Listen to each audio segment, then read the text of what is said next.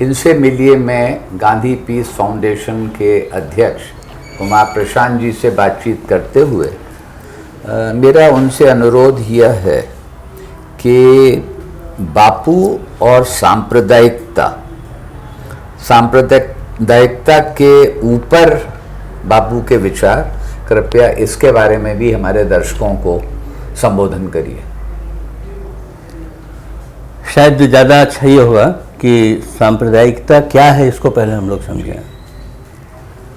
सांप्रदायिकता का सरल मतलब यह है कि जब आप कहते हैं कि हम अच्छे तब आप सांप्रदायिक नहीं हैं। जब आप कहते हैं हम ही अच्छे तो आप सांप्रदायिक हो जाते हैं। यानी अच्छाई, विशेषता, गुण सभी लोगों में होती है, across the nation, across the language, across the religion. आदमी के भीतर अच्छाई के गुण हैं और वो सबके पास हैं। जो ये मानता है वो सांप्रदायिक नहीं है। जो ये मानता है कि नहीं मुझ में ही वो गुण हैं या हमारे ही वो गुण हैं, बाकियों के गुण नहीं हैं, वो सांप्रदायिक है। तो गांधी जी की सांप्रदायिकता के बारे में समझ अगर देखनी हो तो गांधी जी की मुश्किल यह है कि वो इतने सारे तरह के लोगों के इंटरेक्शन से बने हैं। जो मोहनदास करमचंद गांधी इंग्लैंड गया है, एक नौजवान लड़का जिसको जाते समय उसकी माँ ने एक गीता नाम की किताब भी दे दी है कि इसको पढ़ना।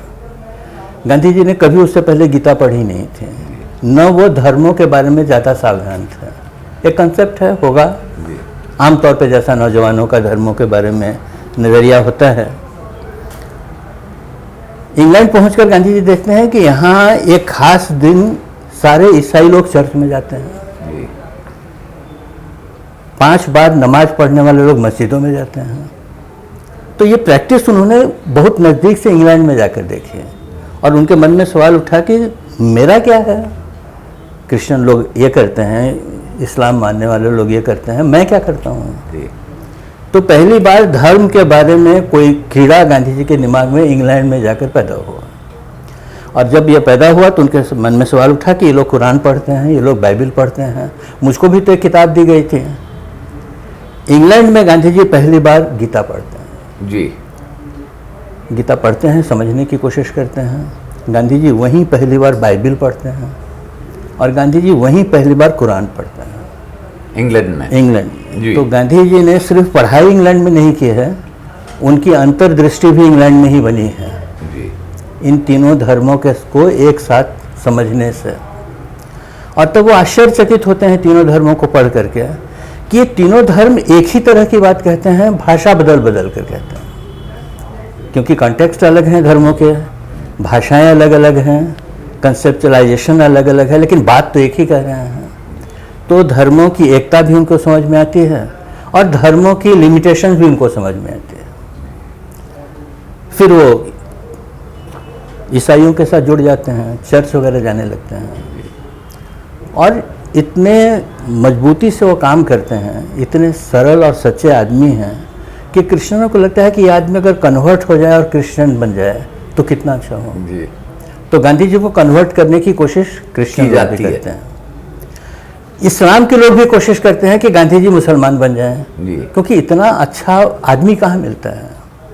यानी इसमें हम लोग को समझना ही चाहिए कि अच्छे आदमी की कमी हर धर्म में है। गांधी जी भी इन दोनों धर्मों को बहुत नज़दीक से देखते हैं, इनकी विशेषताओं से प्रभावित भी होते हैं, लेकिन एक बात उनको समझ में आती है उस समय भी, जो बाद में धीरे धीरे बहुत साफ होती गई, कि भाई बदल करके क्या करूँगा। इस्लाम भी किसी आदमी की कल्पना में से निकला है, क्रिश्चियनिटी भी किसी आदमी की कल्पना में से निकला है और हिंदुइज्म भी, हिंदू धर्म भी किसी आदमी की कल्पना में से निकला है। आदमी इसने बनाया है, इसीलिए इसके बहुत सारे शॉर्टकमिंग्स भी है, क्योंकि आदमी अपने आप में अधूरा होता है तो उसकी कल्पनाएं संपूर्ण कैसे हो सकते हैं, वो भी अधूरी ही होंगे। तो हर धर्म अधूरे हैं। एक अधूरे में से निकलकर दूसरे अधूरे में जाने का क्या मतलब हुआ। इसीलिए गांधी जी कभी कन्वर्जन में विश्वास नहीं करते हैं। आगे चल के उसको वो बहुत साफ करके कहते हैं कि धर्मों में परिवर्तन करना है, धर्म परिवर्तन नहीं करना है। धर्मों में परिवर्तन करना है, मतलब हाँ, उनकी जो शॉर्टकमिंग्स है हम सबको उनको दूर करने की कोशिश करनी चाहिए। तभी जाकर के वो अद्भुत वाक्य वो कहते हैं जो इनसे पहले किसी दुनिया के फिलोसफर ने, किसी धर्म वाले ने नहीं कही थी। जब उन्होंने ये बात कही आखिर में आकर के कि तुम अगर एक धर्म के प्रति सच्चे बन जाते हो तो तुम दुनिया के तमाम धर्मों के प्रति सच्चे बन जाते हो। इसलिए वो बार बार कहते हैं मैं सनातनी हिंदू हूँ, और चूंकि मैं पक्का हिंदू हूँ, सच्चा हिंदू हूँ, इसलिए मैं एक सच्चा मुसलमान भी हूँ, मैं एक सच्चा ईसाई भी हूँ, एक सच्चा क्रिश्चियन भी हूँ। तो एक धर्म के प्रति सच्चे बनो तो तुम दुनिया के तमाम धर्मों के सबसे अच्छे प्रतिनिधि बन जाओगे, क्योंकि दुनिया के तमाम धर्म बात तो एक ही कर रहे हैं जी। ये लॉजिक है गांधी जी का सांप्रदायिकता को देखने का। तो मैंने आपसे कहा कि धर्मों के इंटरेक्शन गांधी जी के इंग्लैंड में हुआ जी। उनके जो नज़दीक के साथी थे जी। जो उनको दक्षिण अफ्रीका में मिले, जब दरअसल में काम की दुनिया में उतरते हैं तब उनके यहाँ सभी धर्मों के लोग उनको मिले जी। उन्होंने नौकरी शुरू की एक मुस्लिम फर्म में, अब्दुल्ला एंड कंपनी जी हाँ, दक्षिण अफ्रीका में। तो एक मुस्लिम फर्म के साथ उनका जीवन शुरू होता है, और वहाँ जितने लोग उनको मिलते हैं, जिन लोगों के बीच में बाद में उन्होंने दक्षिण अफ्रीका का अपना आंदोलन खड़ा किया, वो भारत के तमाम राज्यों से गए हुए लोग हैं जी। दक्षिण के लोग बहुत बड़ी संख्या में हैं, जो गांधी के सबसे नज़दीक के सहयोगी हैं जी। मुस्लिम लोग हैं, पारसी लोग हैं, जीव लोग हैं, जो लोग उनको उस समय मिलते हैं वहाँ, और जिनमें से गांधी का कोर ग्रुप खड़ा होता है। तो गांधी किताबों में से पैदा नहीं हुए हैं, गांधी जीवन के अनुभवों में से पैदा हुए हैं। तो जीवन के अनुभव में वो देखते हैं कि दरअसल में धर्मों के अलग अलग मानने वाले लोगों में बुनियादी कोई फर्क नहीं है, सब लोग एक ही लोग हैं। तो जो लोग सांप्रदायिकता के आधार पर इंसानों में फ़र्क करते हैं, गांधी जी उसी अनुभव से इंसानों को एक देखते हैं। ये कमाल की बात है कि जिस फर्म में वो काम करने गए हैं, यानी जहाँ एम्प्लॉई हैं वो जी, उसका जो एम्प्लॉयर है वो गांधी का पहला सत्याग्रही बनता है जी। और ये अब्दुल्ला पहली बार सत्याग्रह करके जेल जाते हैं जी। गांधी के सत्याग्रह में। तो गांधी को ये फर्क कभी समझ में नहीं आया कि धर्मों के मानने से आदमी अलग अलग कैसे होते हैं। यही अनुभव लेकर वो भारत आते हैं, और भारत आकर के जब अपना काम शुरू करते हैं तो आप देखते हैं कि गांधी को सबसे ज़्यादा सपोर्ट बम्बई के पारसियों ने दिया जी। पारसी महिलाओं ने जिस हद तक गांधी जी को स्वीकार किया शुरू के इनिशियल स्टेज में, तो वो तो दूसरे धर्म के लोग थे जी। मुसलमानों के साथ गांधी जी का इंटरेक्शन हुआ, चंपारण में गांव के लोगों के साथ गांधी जी का एक्शन हुआ, जिसमें भी मुसलमान किसान हैं। तो सांप्रदायिकता की जो पूरी सोच है वो गांधी जी पर कभी लागू ही नहीं होती है। वो अपने अनुभव से जानते हैं कि नहीं, ये भेद एकदम गलत है, बहुत सुपरफिशियल है, असल बात तो आदमी के साथ की है। तो पारसी रुस्तम जी हैं जी। जो गांधी जी के सबसे नज़दीक के सहयोगी हैं। इस अनुभव में से वो गांधी बने हैं जिनको हम सांप्रदायिकता से लड़ते हुए देखते हैं, या कहें कि सांप्रदायिकता जिनसे लड़ती रहती है जी। कि भेद करते हो, और गांधी कहते हैं कोई भेद नहीं है, ये सब ऊपरी बातें हैं, जड़ में सब एक ही हैं, और जितना तुम जड़ की तरफ लोगों को ले जाओगे उतना ज़्यादा ये भेद खत्म होंगे। इसलिए गांधी जी के जीवन में वो सारी चीज़ें आप समझ सकते हैं जो इन ब्रिजों को बनाने के लिए उन्होंने खड़ी की हैं। वो प्रार्थना करते हैं, प्रार्थना हमेशा धर्मों की होती है, धर्म स्थलों में होती है। प्रार्थना करने आप मंदिर में जाते हैं, मुसलमान मस्जिदों में जाता है, आप गिरजाघर में जाते हो, पारसी अपने आतिश बहराम में जाता है। गांधी जी कहते हैं नहीं, प्रार्थना करने के लिए कहीं जाने की जरूरत नहीं है, तुम जहाँ हो वहीं प्रार्थना है।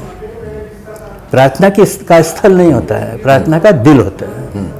तो गांधी जी पेड़ के नीचे बैठते हैं प्रार्थना करने के लिए, सब लोगों के साथ बैठते हैं और कहते हैं जब सब लोगों के साथ बैठ रहा हूँ तो सबकी प्रार्थना होनी चाहिए, एक धर्म की प्रार्थना कैसे हो सकती है, मेरे साथ तो सभी धर्मों के लोग हैं।